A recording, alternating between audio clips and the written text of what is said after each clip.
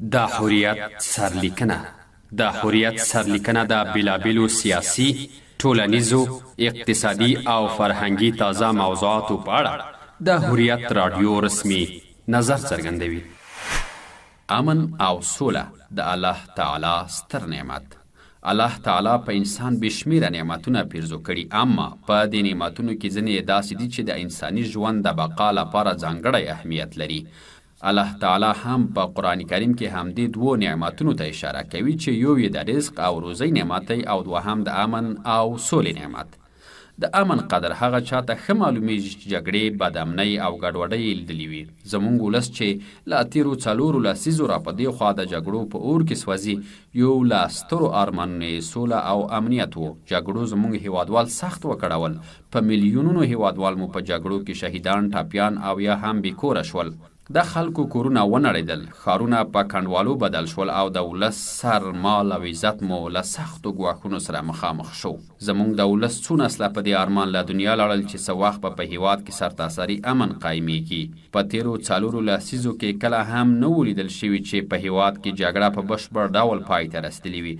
خو لله الحمد د امریکایي اشغالګرو له تېښتې وروسته کله چې اسلامي امارات واک په لاس کې واخیست، په هیواد کې وروسته له 2 لسیزو د لومړي ځل لپاره سرتاسري او بشپړ امنیت تأمین شو. همدا اوس په هیواد کې د جګړو او وژنو کچه 0 ته راټیټه شوې ده. پخوا چې به مو د هیواد له رسنیو هره ورځ د جګړو، قتلونو، مرګ ژوبلو او ویجاړیو خبرونه اورېدل، اوس لله الحمد هره ورځ د آبادۍ، ښېرازۍ او پرمختګ خبرونه اورو. دا خورا ستره لاسته راوړنه ده او زموږ پر ملت د الله تعالی ستره پیرزوینه او مهرباني ده. زموږ ملت باید د الله تعالی په دې لوی نعمت شکرانه ادا کړي او د دې نعمت په قدر ځان پوه کړي.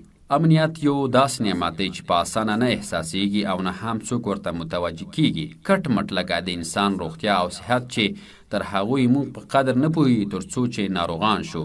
له ناروغۍ وروسته بیا د روغتیا اهمیت راته معلوم شي او د الله تعالی د یو ستر نعمت په حیث ورپسې ارمان کوو. د امنیت او سولې اهمیت هم د بدامنۍ په وخت کې ښه معلومیږي. اوس چې امن دی، ځینې کسان د دې ستر نعمت په قدر نه پوهیږي او کومه لویه لاسته راوړنه یې نه ګڼي. خو موږ باید همیشه د تېرو 40 کلونو کې حالات او خاطرات را په زړه کړو چې ولس مو څومره د کړاو او ستونزو شپې ورځې تېرې کړي، تر دې چې حتی د شپې خوب به یې هم په ارامه نه و. له بمبارونو، چاپو او ډرون بریدونو څخه د ویرې په فضا کې به یې ژوند کوه.